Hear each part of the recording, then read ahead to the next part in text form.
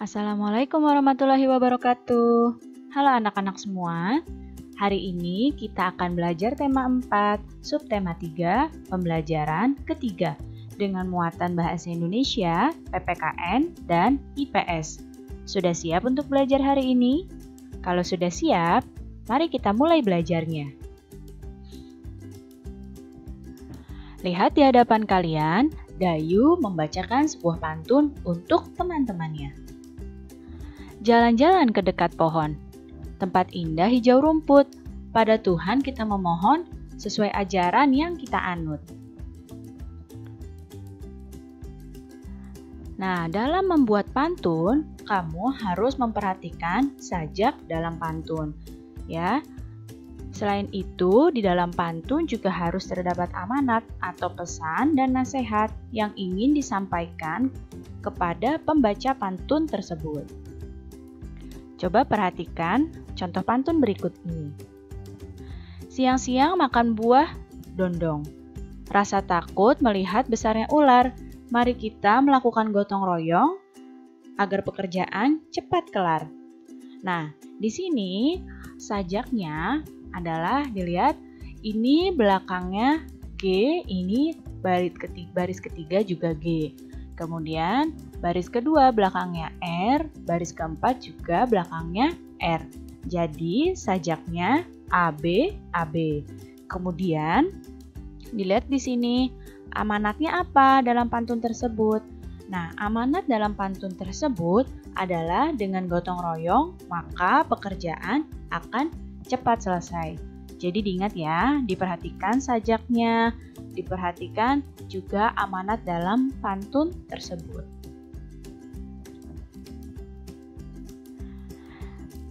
Nah, lihat di hadapan kalian, ada gambar warga yang sedang bergotong royong.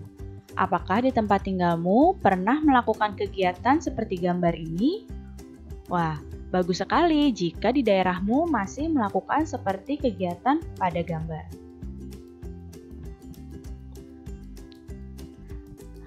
Gotong royong adalah bekerja bersama-sama untuk mencapai suatu hasil yang juga diinginkan bersama.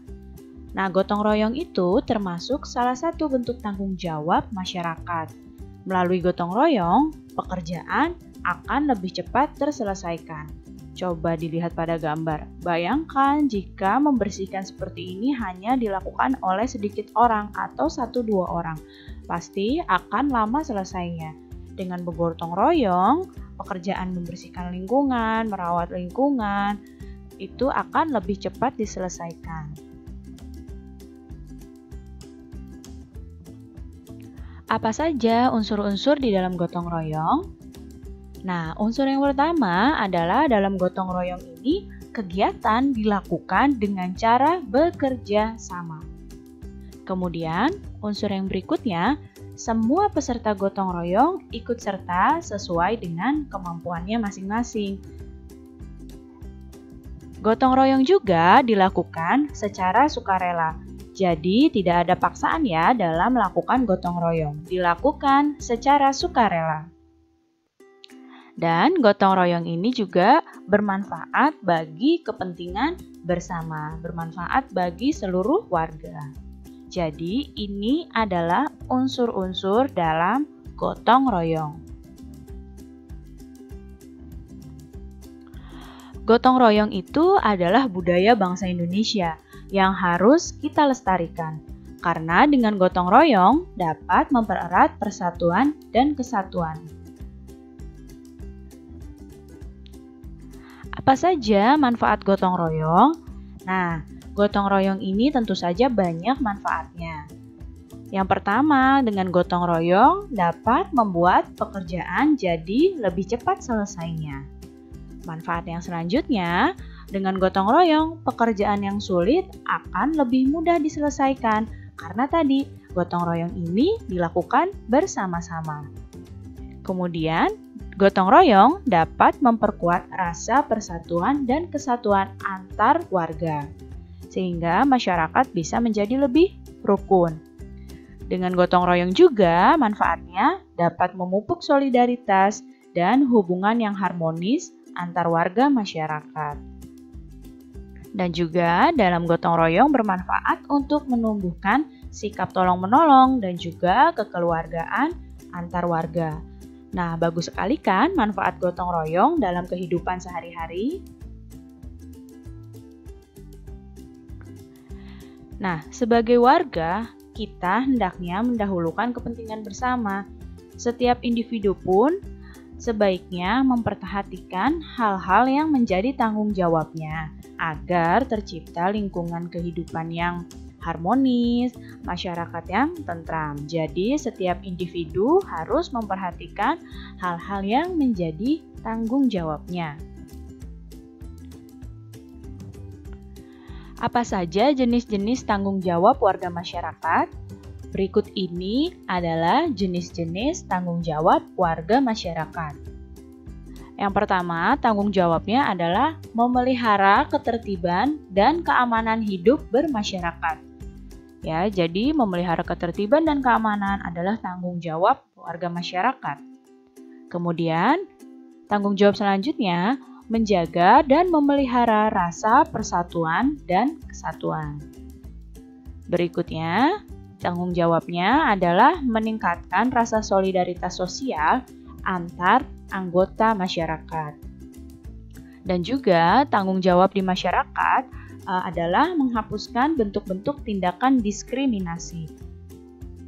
Jadi ini adalah beberapa contoh jenis tanggung jawab warga masyarakat. Dan masih banyak lagi ya tanggung jawab lain warga masyarakat.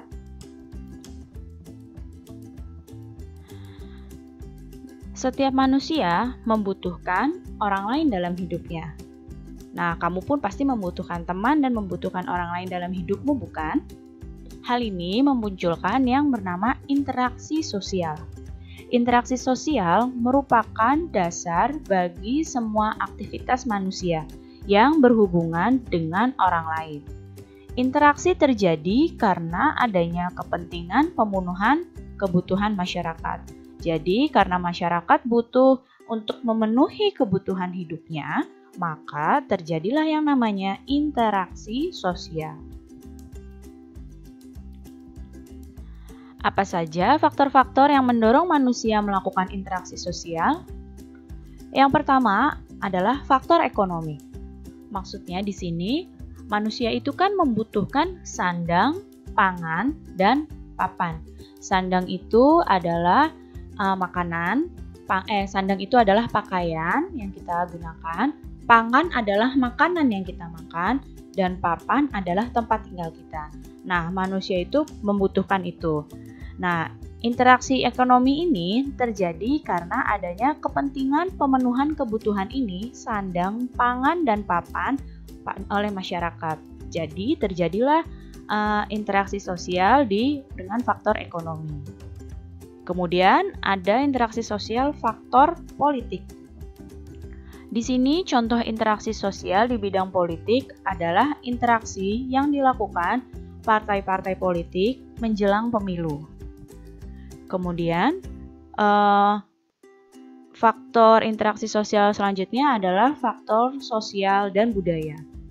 Maksudnya, interaksi sosial di bidang sosial dan budaya ini didorong oleh faktor budaya yang berkaitan dengan bahasa, perilaku, adat istiadat, dan seni. Dan ada faktor moral. Nah, di sini keprihatinan akan rendahnya nilai moral di masyarakat mendorong adanya interaksi sosial di bidang moral agar moral di masyarakat akan semakin baik.